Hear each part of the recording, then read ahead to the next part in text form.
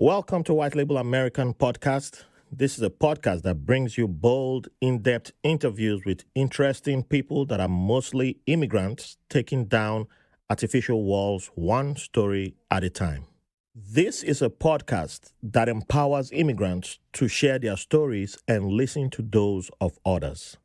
Thank you for joining us.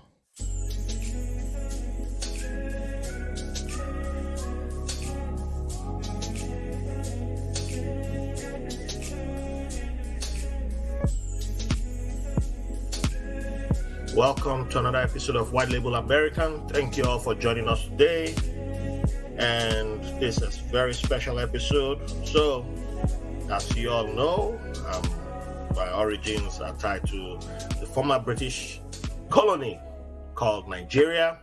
And I haven't officially done a Nigerian independence episode. So, yes, some Nigerians always get mad about that. So, I decided to do something different this year.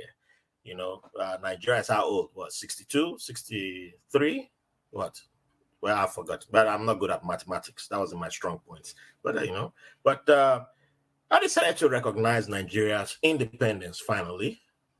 Not like we're celebrating, but you get it. You get the gist. However, I decided to get a panel of diverse people from different backgrounds, but they share a lot in common. Surprisingly, it wasn't planned, but kind of planned at the same time. And the main theme that we have is the state of Texas, you know. And why Texas? Because that's Nigeria's headquarters. So you got no choice. You have to go with people in Texas. Got to go there. So I started with Texas, and there was a version I was trying to do with the state of, not the state, the United Kingdom, because that's also the Nigeria outside of Nigeria. But them British people, they were all drinking tea and, still mourning from the Queen passing away. All right, don't come for me. It's a lie. I was just joking. I know they would get mad, but no. I know I love you guys still. But still support my podcast. 5 stars, buy the merch. And I'm wearing Nigerian jersey for those of you who watched the video.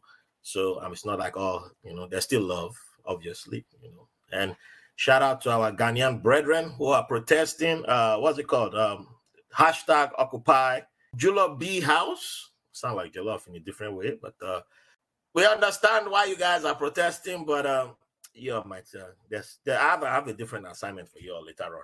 Anyway, with that being said, let's meet today's guest because we're not here to talk about But shout out to the Ghanaian people because I always shout out people who are protesting, even if I still see some K-leg in the protesting.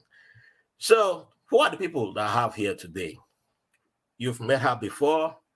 You've met her at the End SARS episode of the podcast. She's back again. She's still yet to come on the podcast for our own solo episode. We're still waiting for her to come back for that. Her name is Nnenna. And I won't give you the full names because you've met her before. So welcome back, Nnenna. She's into so many things, but she will tell you about all that. And we are happy to have Nnenna here with us today. And you've met the second guest on episode 155. Awesome brother, Army veteran. He does great content on, he's also a podcaster, a YouTuber. He's an Igbo brethren. This man has one of the best voices in the podcasting game that not only covers what it means to be a podcaster, but it speaks to the African diaspora LGBTQ community, getting population to break free from outdated social and traditional norms and to live unapologetically free to their fullest potentials as humans. There's many more to this brother, but we're glad to have him back again. Welcome to the podcast, Uche. And finally, but not the least, Onuorah, who's a brother who I knew when I was, we have a great story of how we met in the Navy during my basic training. And if he wants to tell that story, he can tell that story. But he's now a nurse with ICE. Is it ICE or ICE? I don't know. I forgot to confirm that. But it's ICE. ICE, okay. Um, and he did a few combat deployments in the Navy. He's presently working as a nurse down in Texas, and he's now a father of two wonderful children. He also happens to have a beloved half-human companion named Diesel.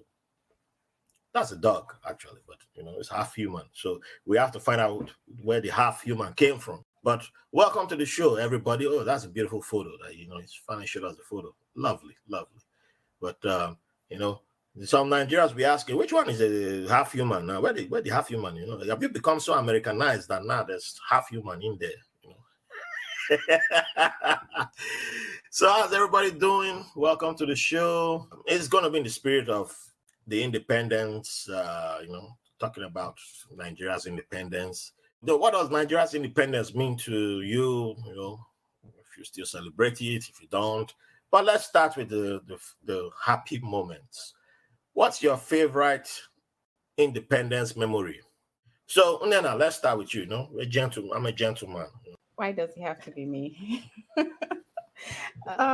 So let's see. My favorite. I don't have any other than the torture of having to go and march and salute some, I don't know, some people. But that was just it.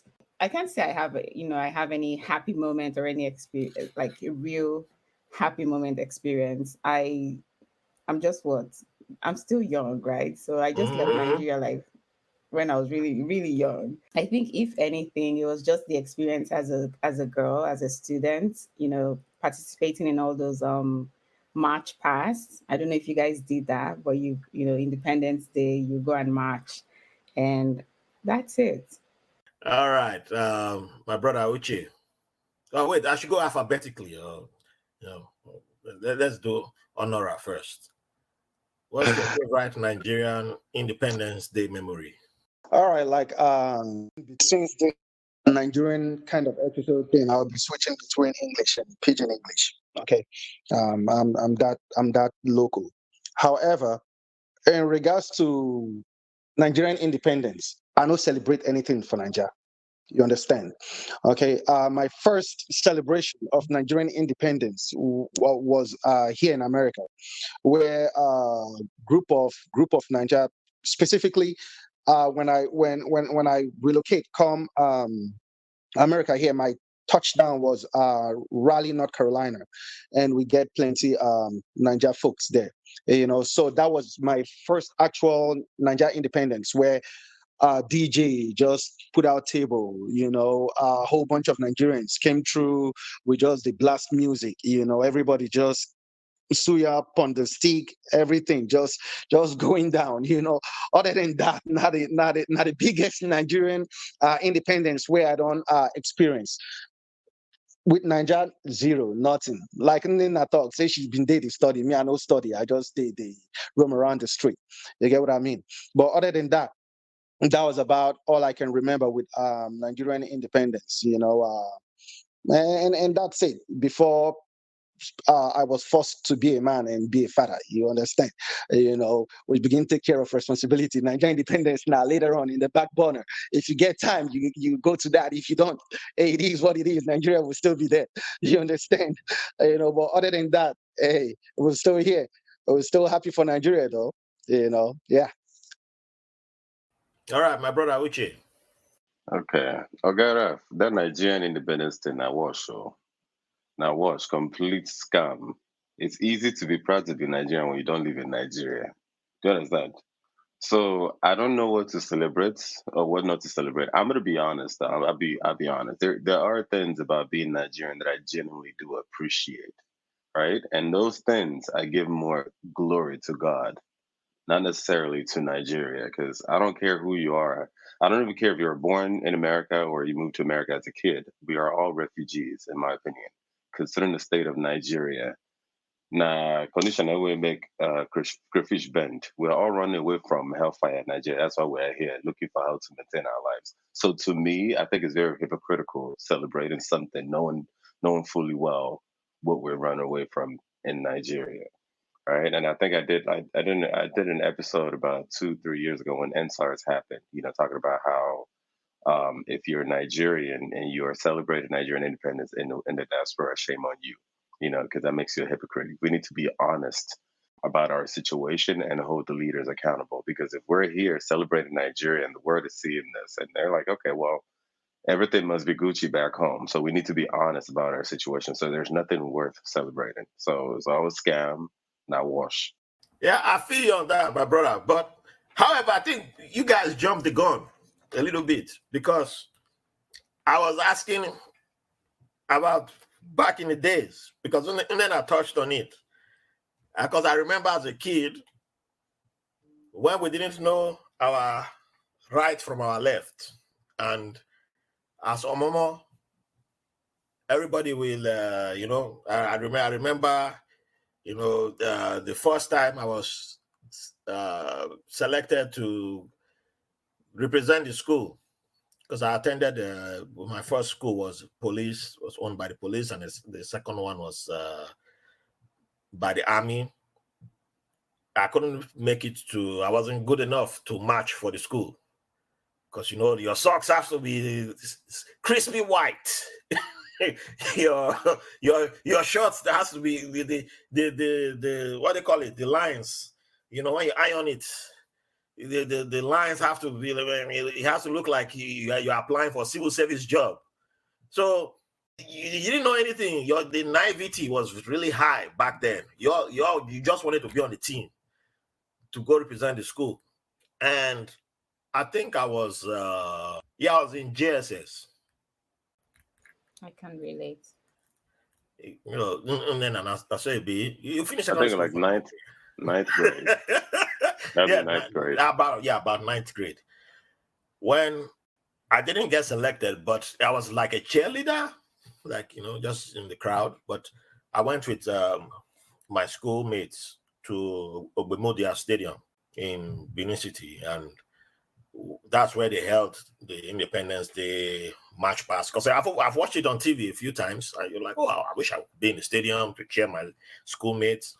And I went for that, and that's where my guest from episode 61, Joshua Idehen, his school, the rivalry with his school, the Benedian school, that's where, that's why we hated that school, because those guys, when they showed up, they were all wearing tuxedo, like their blazers. Man, we just look at ourselves like, man, we'll be poor people. We'll be poor people here, because, man, you just see these guys, their tie, they just, like the man, their shirts, they're white, look like brand new, look like Pierre Cardin, just look like Jojo Armani, and we just look like, man, look at all of us, man, look at, how we going to win this match pass with these people, They look like brand new from America. Maybe it's Walmart, they got it from, who knows. But that's where our mind was back then. And it's that childhood innocence. And you just admitted defeat immediately. So you saw this school. That was it. We just admitted defeat right there. Because these guys look brand new. It didn't matter how well we matched. We just knew that it was over. And I think for me, that's that memory. Anytime I talk about Independence Day in Nigeria, I never forget that day that the stadium where even cheering for my school was just like, man, how's this a school? These people, like, how's this a school? When your school, they just see them marching. Just why are we even marching? Like, these guys, they look so good. But now that I know, with all that I know, we know that their parents had more money than every other person. They had all that, but that childhood, with that limited information of childhood naivety, the innocence, it just made me. It's a funny memory now, and I laugh over it. As if I meet some of my classmates, we're like, yeah. And because of all the schools being in the stadium, you don't think about traffic. You don't think about how to get home. So of course, it was a big hassle to get home. I ended up walking home. I got home at night. Family was freaking out. Why are you coming home at night in school uniform? And I was not panicking what answer I would give, because my family did not allow me to hang out at night. So I think that was like the most memorable event I had as a child for when it comes to Independence Day. But I hear you when it comes to as an adult celebrating Nigeria's independence. I mean, the more you know, the more you become aware of your surroundings. You you become aware of Nigeria, about what's going on in the country. It changes everything. It changes. I feel like this is also kind of like, maybe the question shouldn't have been memorable because not everyone shares that kind of experience that you had. Like me, I know mine was trauma, right? Living in boarding school, there was nothing interesting about Independence Day. Me, I just wanted to go home. Like, I'm over this whole thing. But your experience sounded like you had a good one. I did not. And I'm sure so many other Nigerian kids will tell you it was traumatic for some of us. It's not like it wasn't traumatic, but I had a that was just one memorable event that happened that I always keep, that I always recall once. It's not like it happened all the time. That's just the only one memorable event. I was going to ask about a negative event too, but I had to ask about a memorable event just in case people had a memorable event as children, because we all went through childhood. Everybody had a moment where we didn't know our right from our left. So I had to throw that question out there. But you're right. I take it's my fault on that one. So I have to take that L. I came swinging. Or maybe even another question is, what memory do you have when you lived in Nigeria that made you so proud to be Nigerian? I don't think there's ever been a time in my life where I've been caught saying I'm proudly Nigerian.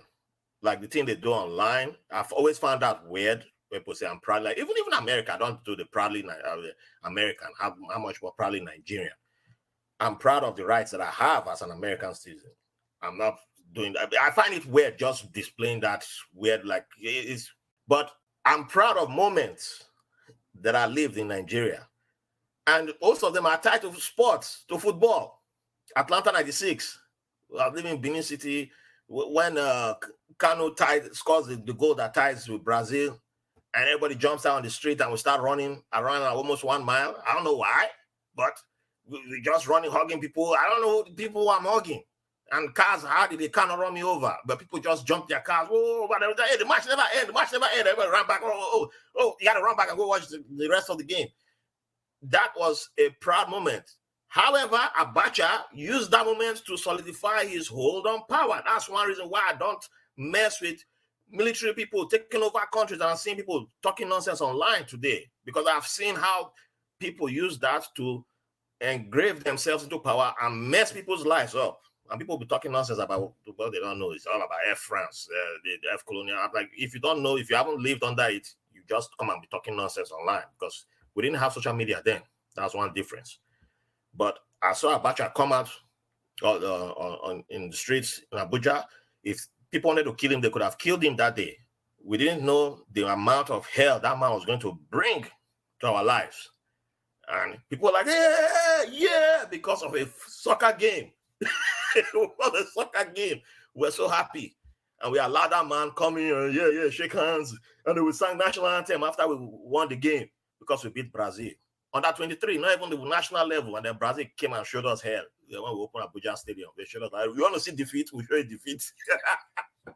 So, and then 2002, semi-final of AFCON, Julius Agawa scores almost like 20 seconds, or was it about 2 minutes to the end of the game. I'm standing next to, for lack of a better term, an Aboki. I'm not that guy, I even showered, but Nigeria tied the game. We thought we were about to lose. Hey, I'm hugging this guy, just hugging him. Those are proud moments. I mean, times I've helped, somebody has helped me in the middle of the night. I've helped somebody, but it's not, I've never come out to say I'm proudly Nigerian because I know our army have almost killed me. I know our police have almost killed me how many times. I've almost died in Lagos. I've almost died in Port Harcourt. When I've been locked up in a guard room, nobody knew where I was for how many hours. What am I proud about for that? So, no, but I don't want to take it to that dark place. We go listen to Nnenna's episode. Her End SARS story is, if you haven't listened to that, listen to that episode. She has a very personal End SARS story, So, no, I will still laugh. I take people into a place that I like to laugh. But no, it doesn't mean. For me personally, I'm not, I see the thing people do online where they like proudly Nigerian, they use it to to down other countries, to down other people. And I'm like, why? Why can't you just enjoy what you have? Why can't you enjoy your moment in the sun or in the shine? I was in Nigeria when Makossa was hot. Who knew our music wasn't the top? And then as soon as Nigerian music becomes hot, Africa doesn't have good music. It's all about Nigeria. I'm like, that's how we come proud? No. So no, it's hard for me to use that term. But everybody do your thing though. If it works for you, it works for you. You know, it doesn't work for me. I don't need that to make myself feel better. So yeah, but everybody answer that question. I'm not the star of the show, you know. You all are the guests. I don't know. So for me, I see it differently. I think there are some times when I am proud to be Nigerian, like no doubt about it. Like when I look at how far Nigeria, I mean, I know we still have a lot of work to do, but when I look at how far Nigeria has come and how far we can go, I think maybe I look so much into the potential that Nigeria can become and have that hope that one day we will get there. But so far, I've made very good friends who are Nigerians. And so I think for me, that's what makes me feel proud of being Nigerian, that there are still some good Nigerians out there. But when I look at the other side of it, like, the kind of other people, I personally struggle with a lot of that in that aspect of being a Nigerian. So it's two-sided for me. So I don't know. I still have my Nigerian passport. No, forget. Yeah, onto my own level, forget. I claim Nigeria to the fullest. You understand? Even though Nigeria had nothing good to offer, because I think it does to some people if you get the connection. If you get the connection, and then Nigeria has something to offer you. However, I still rep Nigeria any which way. Funny story. When I've been there military, the kind of people I roll with. First off, I grade everybody. If you know be Nigeria at the top to roll with you, and you have to be Nigeria, and not be just Nigeria anyhow. If I speak broken English, you begin to speak one kind, I go just free you. You understand? I'll just free you. You gotta be like, you guys stay street with us for Nigeria, they roam around, they speak broken, that kind of thing. Then after that, you guys be African, you guys any other part of African country where you come from. Then after that, Caribbean. Now so I just they grade them. You understand? And if no be those kind people like this, man, day your day, make I day my day. You understand? And even up till now, I still the rep Nigeria, why? Like Raf would say, some of the I don't dwell on the if I know they try remember the negative aspect of Nigeria. They remember the childhood aspect where they roam around street. You just wear one oversized pant like this, just they roam around street, rain falling and all that stuff, all those good things.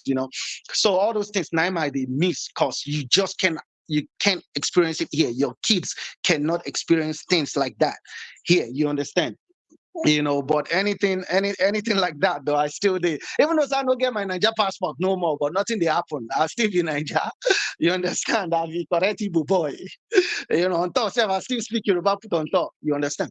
Let me just tell you how me and Raf met. We joined the Navy.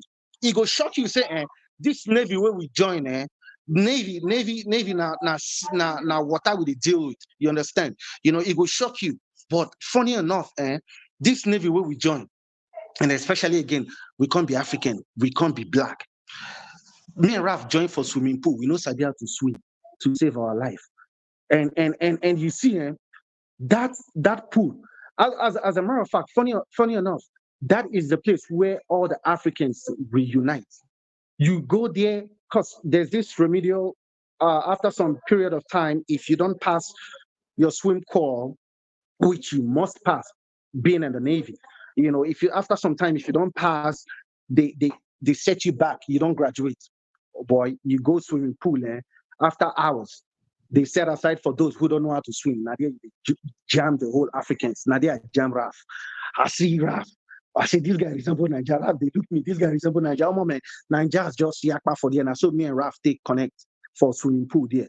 You know, but after that, we kept in touch and all that, made it through our Navy career and stuff like that. And we're still going strong, you know. But aside from that, I rep Nigeria. Nothing they happen.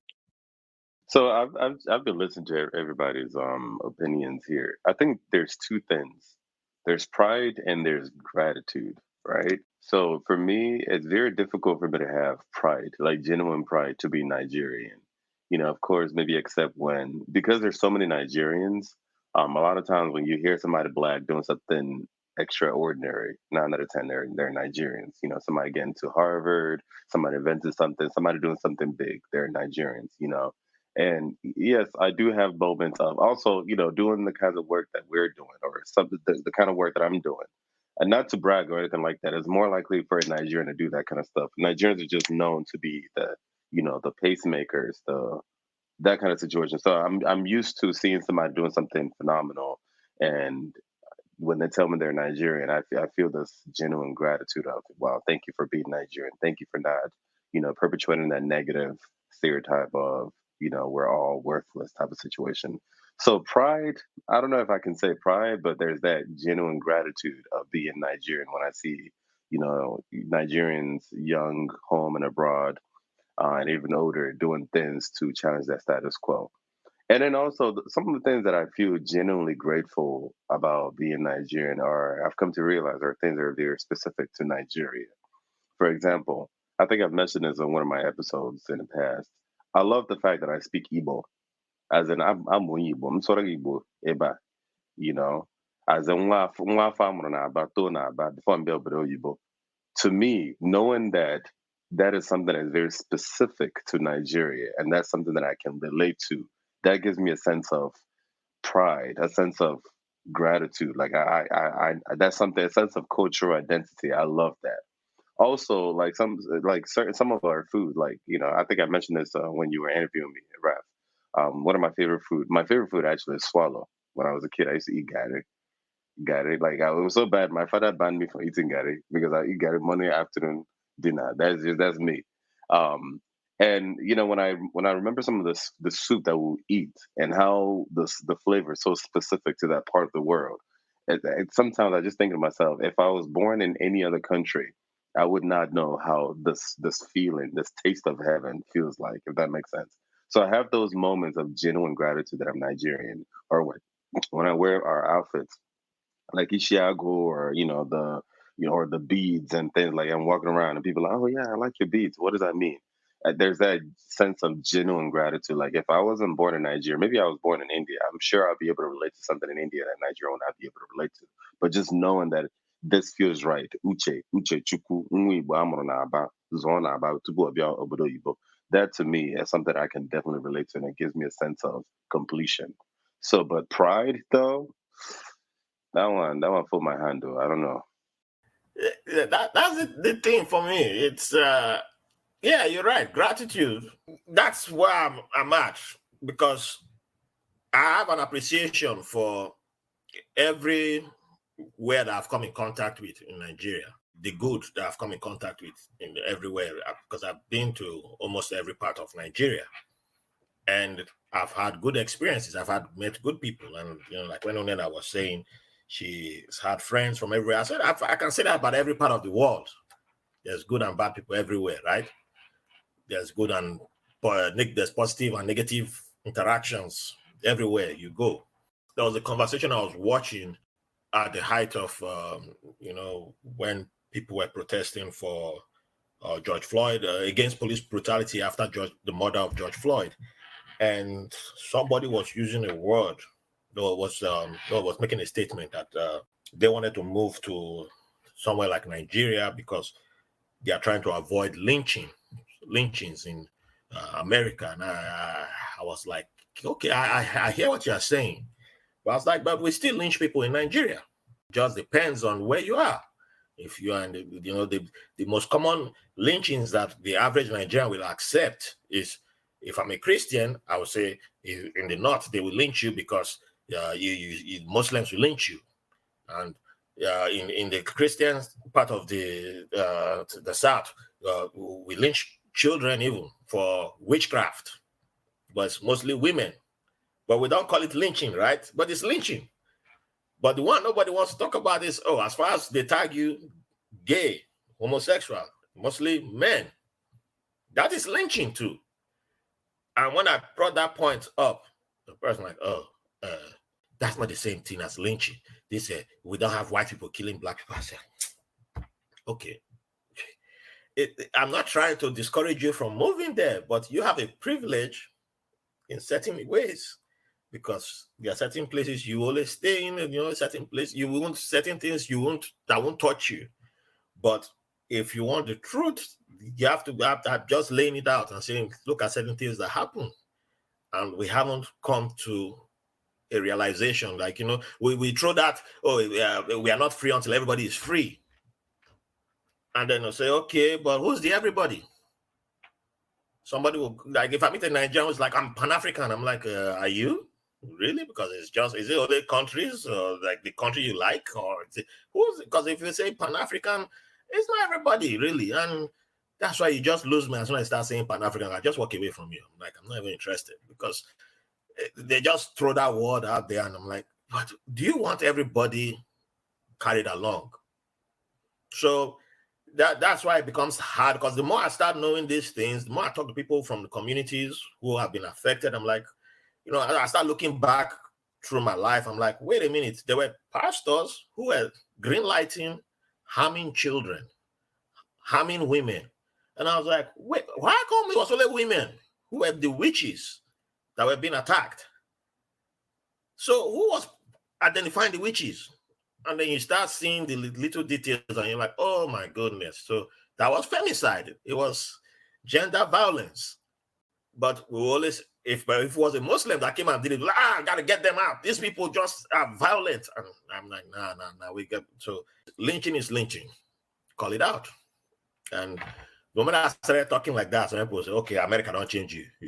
This America where you did, you're sounding like you're from, you support the West too much. You support the West. I'm like, maybe that's why human rights should be for everybody, not just for only the people that you like, So I think that's why it became difficult for me to just come out and say, I'm proud. I have the win-win mentality. I'm happy to see my person succeed, but I find it's an irritant to me if your success means down everybody, or as soon as I get up, I have to push the ladder away so that nobody can come up after me. You lose me. But I will say congratulations and I walk away. You won't see me again, because that's a crabs in the bucket mentality. It's very irritating to see that, and I'm like, why we don't really need that? So yeah, I think we can be much better than that, and too many people hide behind being proud, and I'm saying that in quotes, being proudly Nigerian, or even whatever country at the nationality, like it's hidden behind nationalism. And it's not in Nigeria, it's that you see that problem, and you see it around a lot of countries now. The whole nationalism thing is spreading like wildfire, and it's unfortunate, but yeah, so I think that's why you can't see me using that language. But that's not the only thing that I was going to ask about. Uche actually mentioned something that I had a question about, actually. Food. Since you all have been away from Nigeria and everybody misses the food, the food from back home, but you all also eat food out here. So in your food journey, except you people are like the most hardcore Nigerians who like, I only eat swallow 24/7, I eat nothing else, I'm not going to touch anybody's, like the jollof, I won't touch anybody's jollof, I swear to not eat anybody's jollof until I die. Okay, well, I can't help you. You can't help me with this question. But in your journey, what food have you heard from any other person's culture that's the most similar to your favorite Nigerian food? As you know, I love Indian food. I can't cook Nigerian food. I am not even like what they would consider Nigerian. Like, as you know, I can't cook. If you remember, so Yes. but I do love Indian food a lot, and I love my biryani because it's kind of like jollof, the way they cook it. And but I made jollof rice for the first time yesterday. That's just the plug. But yeah, I love Indian food. I love biryani. I love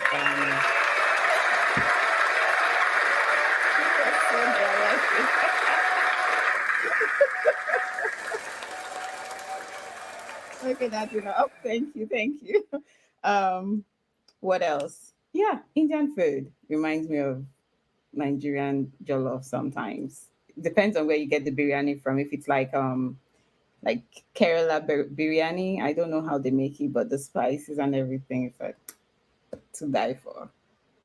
Yeah, in Indian food, yeah, you can't go wrong with it. I love Indian food. In fact, the whole of that subcontinent, Bangladeshi, Pakistani, Sri Lankan, yep. Yeah. But My Bangladesh own has is more fish, though. my own is that there must be swallow, whether you like it or not. In my freezer, I have okra. Okra and spinach is my go-to because there's a lot of fiber. But thank God. There must be swallow. I don't even care where in the world I'm at. I've been to so many different, cities that or countries that as soon as I land, I'm taking Uber. I don't care if it's 30 minutes long. I'm getting there, and I will pack for one whole week. There must be swallow. But I do understand that, swallow is not something that a lot of countries and cultures can definitely relate to. However, one of the beauties of the diversity in rice is that every culture has some form of rice or jollof rice, whether it's Mexicans or Spanish people from Spain or, Indians, for example, or people from China. There's always that variation of rice that you can relate to. And if worst case scenario, you can always, have white rice and hot sauce and soy sauce, and you eat it, you thank God, you move on, you won't die. So I love that rice is so versatile and very easily accessible anywhere in the world. But swallow number one.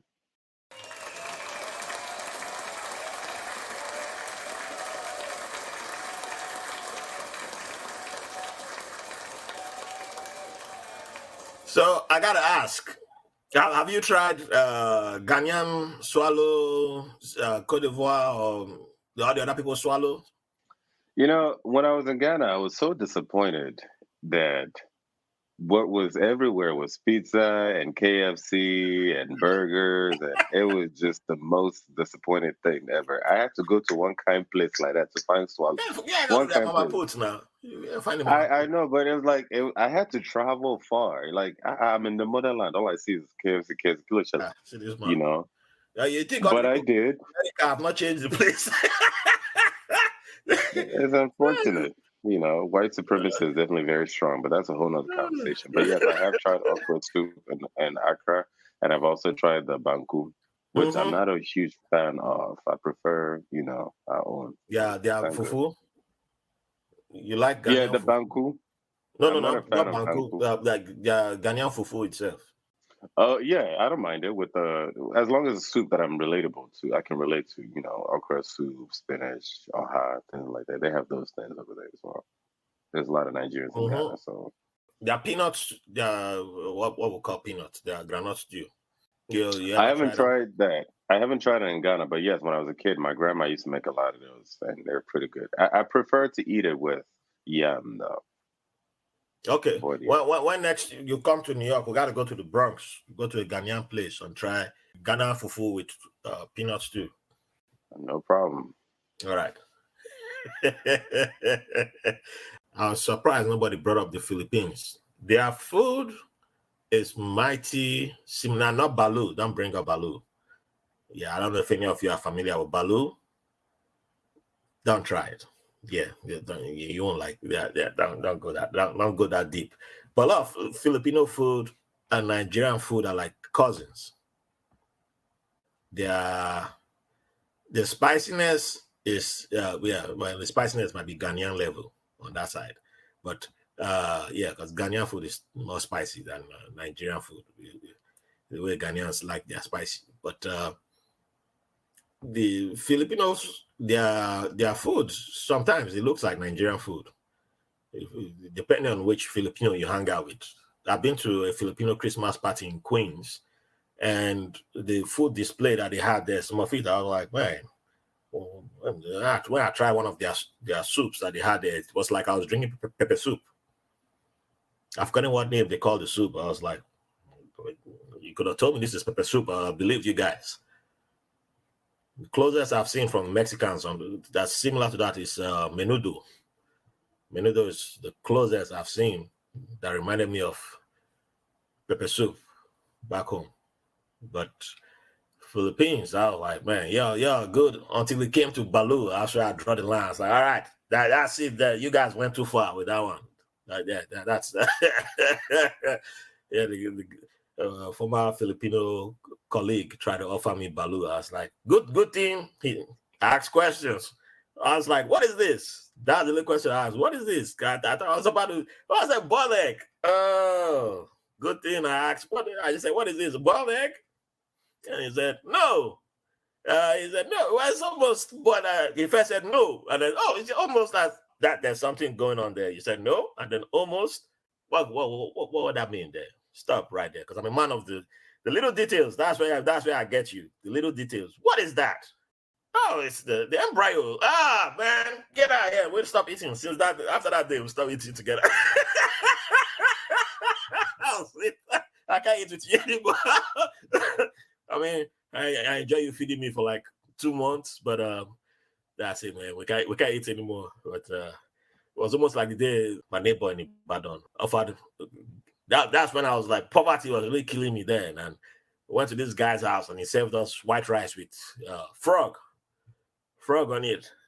And man, we were so hungry. I would have moved the frog away to eat, but my cousin was like, what the hell? Man, no, let's go. I was like, damn, we ain't got no food. That's why I believe that. Oh, it's true that they eat frog in Ibadan. Wow, I did not believe that. But yeah, man, respect my Ibadan people. Yeah, I know you guys are also travelers. I hope we lost Onuorah for a little bit. He is driving, so I hope he can come connect back. If you guys don't hear his voice, you know why. So, what city in America or in any of your travels reminds you of your favorite Nigerian city? I don't even know if I have a favorite Nigerian city. I'm just from Aba. I'm not one of the people that lived in Lagos or Abuja. But yeah, I have visited Lagos enough to know that there are certain places in London and also in Houston that remind me of certain places in Lagos. But I wouldn't say Lagos is my favorite city. You know, Aba is where I'm from, so that's really all I know in Nigeria anyway. Lagos ain't my favorite city, but nowhere has reminded you of Aba. In this America. Well, you've traveled to other places too. True. Actually, you know what? Yeah, okay. Since going beyond America, Egypt reminds me of Cairo reminds me a lot of Lagos. Also, Delhi in India reminds me a lot of Lagos. Delhi. Yeah, Delhi with the tuk-tuk and the chaoticness and the smog everywhere. Yeah, I see that. Except that the people are more calm than Nigerians. You know, they're Chris. So, Hold on, I got his reaction for that one. Wait. It's so dramatic. Oh my god. Wait, thank God, I love it. I think this comes out. That's why you have to keep me in the studio. Certain places in Ghana reminds me of Nigeria. There are certain places. Also, I was in Trinidad 2 months ago. And I remember we were going to the beach, going through this rainforest. It reminds me, oh my God, yes. It reminds me of the village back in Nigeria when I was a kid with the rain It was so calming and so therapeutic. I love the rain so much. So just driving around in the woods reminds me of that village experience. I call myself a village boy, so yeah, Trinidad. Nothing reminds me. I don't know. Similar to what Uche mentioned, Delhi, Mumbai, they've got this, hawkers and people begging and all that stuff. I just, this is like extension of Lagos. So, yeah. Okay, welcome back, Onuorah. I've been hearing you guys, but for some reason you couldn't hear me or something. I guess it's the cheap internet. I gotta do the drum for that one again. You get the point now. Well, my own internet seemed to be doing its own drama too. So even though I'm playing, No, but on my defense though, it's raining cat and dog here, so it's like lightning up the whole place. So yeah, that might be a contributing factor too. Well, did you guys have rain for 1 week straight? No. It's been dry here. Other part of Houston, it would rain, but specifically Katy, it would just drizzle, and then that's about it. But for some reason today, it's like pouring. Today is the first day we've not had rain since I think last Saturday or last Friday. Yeah. Today, Oh, there's a water restriction here. we've had rain nonstop. Just rain. So I'm like, I'll take it. But yeah, you had the question about what city reminds you of your favorite Nigerian city, or any city in Nigeria in all your travels. Is there any city that reminds you of anywhere in Nigeria that you've been to? It could be where you are right now, or anywhere you've been to. Anywhere I've been to, I would say reminds me of Nigeria. I lived in Lagos. I would say maybe New York though. New York, the lifestyle in New York when I visited New York. Other than that, nothing really, because I lived in Lagos. Only Lagos you lived in? Yeah, I mean, I would go to the village every now and then. I'm from Imo State, so I would visit the village. And I've been to, I would say about something like that. Yeah, about once, but for the most part of it, I lived in Lagos. Where in Imo State? Uguta, to be specific. Charlie Boy and the rest. Those places. You get what I mean? I once let's just say I once dated a girl who was close from that.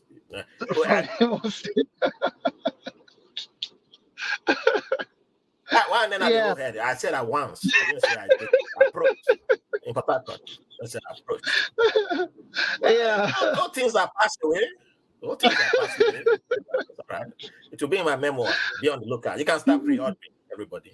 I know. Yeah, but Lagos, New York was the only place that reminded me close to Lagos. But yeah, I lived in Lagos for the most part of it, specifically Mafoluku, Ikeja Mafoluku side, just not too far from the airport. You stay in America for so long, so say how you pronounce it, Mafoluku. No, Mafoluku they call him now. Now what to do? No, the first way you pronounced it, that was really American accent there. No, Baba, I know American accent, Baba. Mafoluku, forget. No, not Yoruba is coming out, but the first pronunciation. Yeah, worry, I'll give you that's about it. That's about it. But then in regards to the food though, because I heard the question in regards to the food, I just couldn't you guys couldn't hear me. Okay. But in regards to the food, now small thing just remain them for or they meet chieftaincy title. Because if it's not Nigerian food, it's nothing, because even going out with my wife will say, let's go to this restaurant. We go to the restaurant. If it's not rice, if no be rice, or if going out there, I asked her where are we going to eat. No be Nigerian restaurant, and she could give me this kind. All right, this guy has started again. So, but it has to be swallow, or even when I was in Japan, right? I just want to ask you, Japan, how many years you stay in Japan? Baba, now 2 years and some change. But Japan, it's rice, and then the Japanese food again. Their rice very on point. Noodles on point. Without that You know, Japanese rice, all that muscle where you carry, all that chest, and 8 packs. Baba, You have that 8 packs. So it's they not tell easy. you, Baba, You swallow your belly for big past my own. no, they just swallow, Baba. Now, so say we they pay the price for gym. When we go gym, we go sleep for gym. But still, it has to be swallow or rice. And if it's not rice, it's nothing. Even the closest Baba na rice, last na still rice or fufu. Because I can't see myself. You see all these burger, and when I eat burger like this, I can't even eat burger safe. You understand? Because it has to be just that bread, then I slap it with fish. That fillet fish. I've been waiting in the corner for McDonald's. That's about it. You're about to enter discrimination territory. We can't allow you. No, Baba. Let's move on. But last, now still rice, and swallow. You understand? I can't just go. You can't go wrong with that, though. But yeah, that's about it, though. And I want to add to that, right? If it's not swallow, if it's not rice, I feel like I'm consuming unnecessary calories. I still have to work out in the gym. So if I'm going to consume the calorie, I might as well consume the calorie that makes sense. You understand what I'm saying? So, so I might as well eat the fufu that when I go to the gym, like I have the energy to work out because I know, you know what, it was worth it than to come and eat burger and eat hot dog and then you didn't even enjoy the kind of thing. Now you're here living in the gym. That's so good.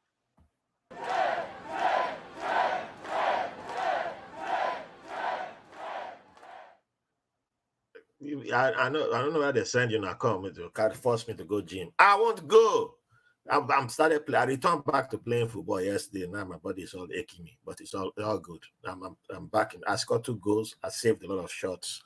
Even my balls took shots safe. So, but it's all good. I survived. Yeah. On my places that remind me of my favorite Nigerian cities. Yeah, I'm not a Lagos boy. Lagos don't count for me. Lagos now overrated. No offense to Onuorah. Way overrated. Lagos. In fact, if they offer me 2 billion, I'll sell Lagos quickly. Sell Lagos quick. In fact, maybe just make it 6 billion. So how to be worth my time. I trade Lagos to somebody, But first time I visited London, and I was on my way to. I had the area in my mind. I forgot the name of that area, but my boy has moved away from that area now. And on my way to that area on the train, I was like, "Wow, this is the area that This looked like Elekoya Estate, where I was staying in Port Harcourt. This looked like Elekoya Estate. Look at the roofs, everything looked like Elekoya Estate. Wow!" My battery had died, so I couldn't even take photos. So I was like, "Damn!" Well, it's my old phone then, I had to upgrade my phone after that trip. But this looked like Elekoya Estate in Port Harcourt. I was like, golly, this real old country. Chai! This place now, real Port Harcourt. Wow! And then I went to the other part of London where the only Yoruba were speaking. I said, I know they come back here again. No, hell no. Guy, we can't play. This is not Europe. I said, no wonder they're trying to deport people all the time. What the hell is this? I just walk on this street, only Yoruba, the whole street. I said, no wonder. No. Don't bring me here again. Nope, they have no European experience here. Nope, no. I mean, still give me good food first. Give me swallow. Well, when I went to Bahrain, my first time I arrived in Bahrain, I was like, you know what? If our corruption and all our wahala was like, let's say for every $100 we spend on a project, instead of stealing like $85 out of the $100, let's say we're stealing 45 to 50 of the dollars. That's what Bahrain was. The Bahrain looked like Nigeria, where you didn't steal all that money. You stole some. Because there's corruption. You could tell, when you start talking to people, you know the corruption.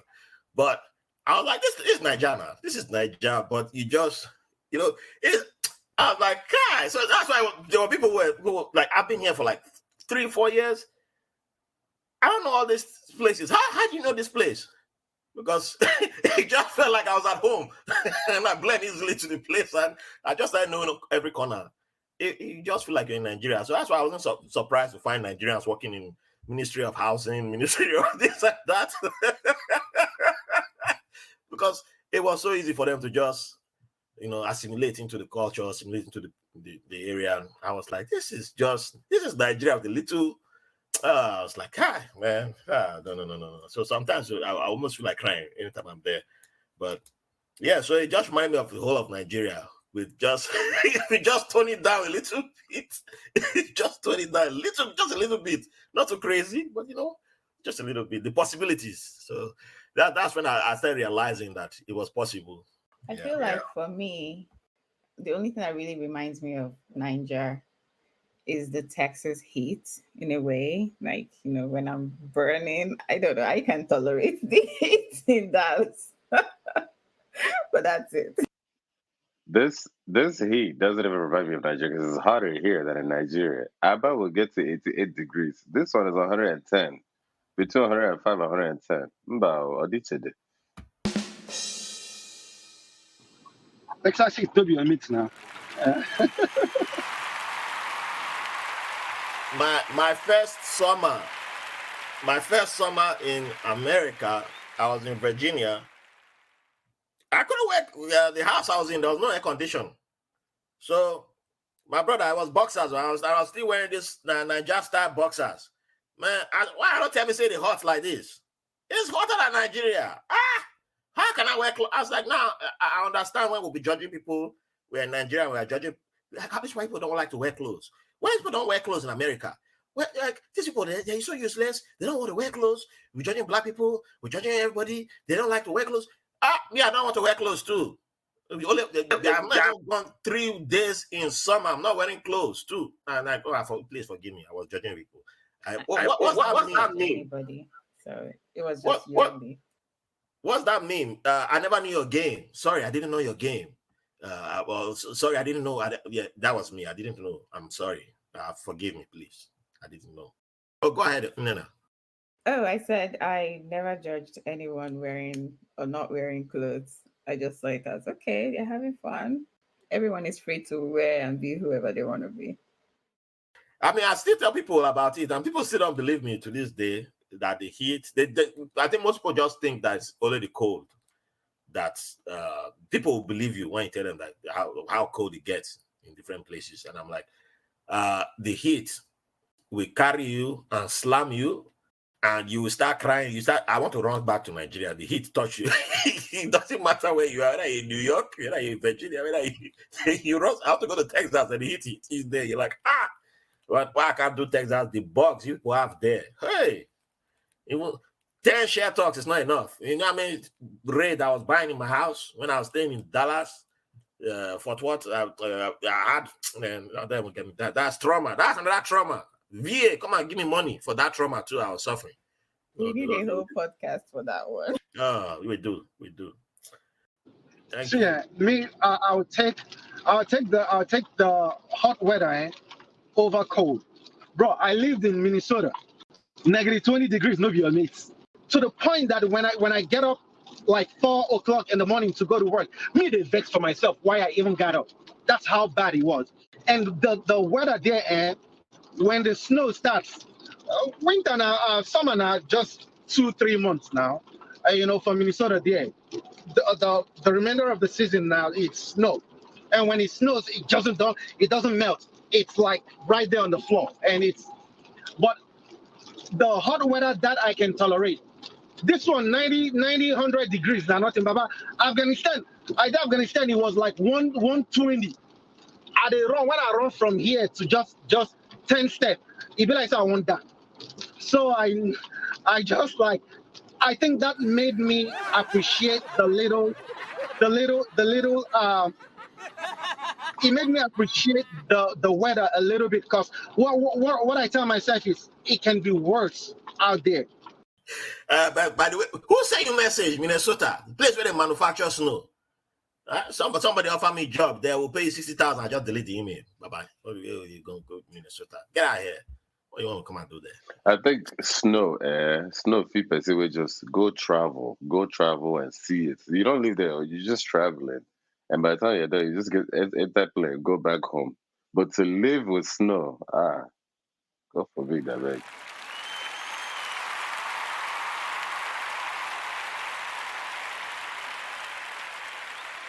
Look, there is snow and there's snow. There's levels to the game. There's somebody that all of you have heard this person's name. The person's in Finland, causing wahala in Nigeria. Me and this person, we go way back. He's leading a movement. He's supposed to be the Biafra guy. Right now, he's supposed to be the Biafra Messiah. Well, maybe he's on my Facebook. He invited me to Finland in 2012. I stayed with him. I was in his house. That time, he hadn't dawned on him that he could do this movement. So back then, I went during the summer to Finland. It's the Nnenna. Yeah, the person doing the show right now. No, not Nnenna, the other guy. I have this stuff. What they always do, stay at home. I don't want to do stay at home. Is in my oh man, it's funny. I'll fly. I'll go tell you. Later on, call me. I'll tell you. Anytime you want to ask me about that, ask me about that. I know I'm keeping her here for too long, but one time, before he started all this wildness with this whole stay at home and all this nonsense, he did one. It was only photos he posted on his Facebook then, before he went full right wing, because it started with him going right wing before he started doing all these things. Like I can tell you the timeline. I can show you the timeline of how it started. And it was winter, and he went into this the dug a hole in the snow, in a frozen pond. So all you see is snow, and then he walked into the pond like he was only wearing just a swimming trunk. Walked into the pond, came out. So he liked doing those type of shows because he'll be like the only black guy then. It's only white Finnish people. Because he's like a real black Finnish guy. Because I've been to his house. I've met his wife, met everybody. I know a lot of things that people who follow him don't even know. And this guy, I saw the photo when he posted. He tagged me on one of the photos, actually. And he said, Raf, you need to come to Finland and try this with me. I said, try waiting. Now, don't be one good job. What by yourself? What am I trying with you? I'm not convinced that you can do this. Go for you. I came to Finland during summertime. Nice weather. I'm out. Because even then I struggled because I thought I said let me rest for. I arrived like I think when he put me in a hotel. The hotel put me in. He said he'll pick me up at 9 p.m. So we'll go out. After I had lunch in his house, he dropped me off like 3 p.m. I said, okay, let me rest. Day was bright outside. And next thing he called me, it felt like 30 minutes later. I said, well, why are you calling me now? It's not like 6 o'clock. He said, no, it's 9 o'clock. I look outside, sun is still shining. I said, why is sun shining? And I look at my watch. Oh, it's 9 o'clock. Oh, damn. So, okay, we go out, come out from the first club. It's still sunshine. I was like, okay, now it's getting dark a little bit. So I was like, okay, it's like what, 11? But it's still sun. And I'm like, okay, okay, all right. Then it got dark towards midnight. Then by the time we come out of club, 2 o'clock, sun shining again. I'm like, what kind of country is this?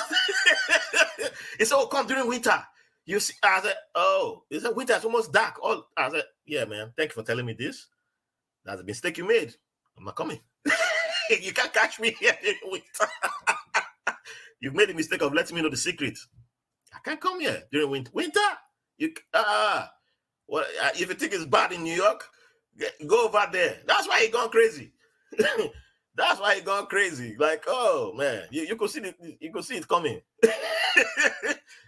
Last time we hung out was 2015 in the UK. I have the pictures. It's actually all these things are on my Facebook. There are people who, when he started all this stuff, and people were like, oh man, I don't know. I'm like, actually, all you have to do is type his name and you see his information. Then, now he started deleting his comments on my Facebook. Actually, he started doing it recently. But it's funny. But he used to try and get me to come out there during the winter. It's like, I'll buy your ticket. Come chill with me. I said, during winter in Finland? Hell no, man. I don't love you like that. No. Thank you very much. But nah. But anyway, thank you, ladies and gentlemen, for giving me your time. We had a fun conversation. Started on the dark part, but we elevated the conversation to fun. Had a great time. We lost Onuorah a few times, but like the Navy, we always find our people back. We don't leave any shipmates behind. Well, back to another dark part. Since we're talking about Nigeria, I think I should just throw it in there that, I hope that, as time progresses and people are having access to information and all that stuff, I hope we'll finally get to an equal Nigeria, in Nigeria where everyone will feel comfortable and be able to go back home too. And where it won't just be about, who or your connection to, whatever, where people can be their true, authentic self. Because I have like family members and cousins that can't just be their real selves because of the kind of culture that we have over there in Nigeria. So as we are celebrating this our 60, how many years are we now? 63rd independence. I am hoping for a Nigeria that would recognize everyone as equal according to whatever Nigerian constitution has granted them. So that's my Debbie Downer. It's your truth, and there's nothing wrong with it. I do want to add to that. Thank you, Nnenna, for mentioning that, because that's very important to remind people that we have work to do. Part of what I do on my platforms and also as a life coach is to mobilize the people in diaspora, the Nigerians who don't live in Nigeria, who don't live in Africa, those of us who have the privilege of dual citizenship. We are the torch bearers, if that makes sense. A lot of information that happens, a lot of things that go on in Africa come from people who are watching us. So I think we have the sense of duty and responsibility to lead by example, by living our most authentic selves, especially considering what I do as an open queer LGBTQ Igbo speaking man. That's not very common, but even in this Houston, there are many of us many of us just that nobody's talking. You understand? So like when I in my life coaching, I'm trying to mobilize people to live as authentically as possible. No one will touch you here. And I feel like by doing that, people back home are able to emulate and learn and like, okay, they're doing it and this and that, and then information that they pass around back home. So I feel like we as Nigerians, while we're celebrating this independence and talking about how we're proud to be Nigerian, always remember that those of us who are out here in the West, we have a sense of duty and responsibility to lead by example. Thank you. Onuorah, wrap it up for everybody. Just to add, you say the three, or rather for now, the two big major themes. If we can desensitize our mindset as Nigerians, and Nigeria would be on the right path. You see religion, you see tribalism, and then sticking to one political class. If we can have Nigerians just move slightly away from those three things, Nigeria go there on a very good path. When past, not knocking any pastors or whatever, worship who you want to worship, but you see they use religion to tie us down and make us not to think outside the box. Some of these folks go just use one part of the scripture, just tie us down. Then we begin to reason like, lack of a better word, okoko. So if we need to like change those mindset, we go down on a very right path. That's similar, I completely agree with that. And I like what Uche had mentioned about, we, at the end of the day, it's up to us because we have access to a lot of resources. We have that platform. We can do a lot of things. I I don't want to go so deep into this, but I know, like, for me personally, I've really been watching the Indian culture, and I've seen the role that like media has played, whether it's the movies and things like that, where people who were so closed minded have started accepting things. And hopefully, maybe as time progresses with our Nollywood and whatever, people spend a lot of time watching media, and those are the kind of things that we need to start, letting people see that it's not just what they're so used to in their clothes, in their lifestyle. Like, there's nothing wrong with someone just being who they are, and it's okay to accept people for who they are and just love everyone unconditionally. So, because I want my son to go back home, and I want him to be his true self when he goes home and not have to be scared of going back home. So that's just my own.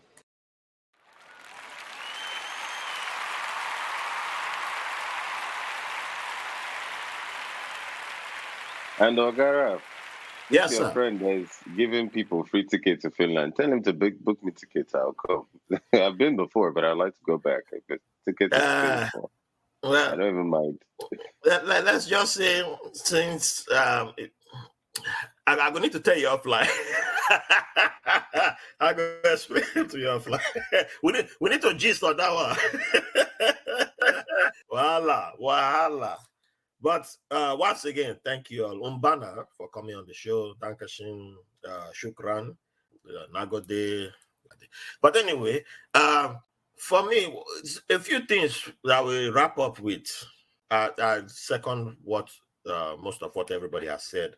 And I want to let people know that there's nothing wrong with migration, and I don't believe that we all have to go back before Nigeria will be great, or before Nigeria will be functioning. The people back home, it's still in their hands, but there's this notion within diaspora that, like, we need to go back, or it's like a common language. And I'm like, no, we don't really need to. Not everybody has their destiny back home, because some people have found home, in whichever way or form it is for them. Their home is not going to be, it's where they are right now, or their home is going to be somewhere else. And no matter what challenges they will face, it doesn't make them un-Nigerian because they found home outside of Nigeria. And I've heard people talk as if somebody born in Nigeria is un-Nigerian because they found home in another African country. And I'm like, how does that work for you being Pan-African then? That's why I push people that go come and use that Pan-African thing, because you don't hear that language included for somebody born in one African country moving to another African country. But the largest migration in the world is within Africa. People move from one African country to another African country. You don't hear that being talked about. So that's why I'm like very, I try, it's a pushback against the language of, like, we all have to go back home, because what do we do to people who have found home in Ghana, in Togo, in Zambia, other countries? People have been moving right from time. So it's not going to stop now.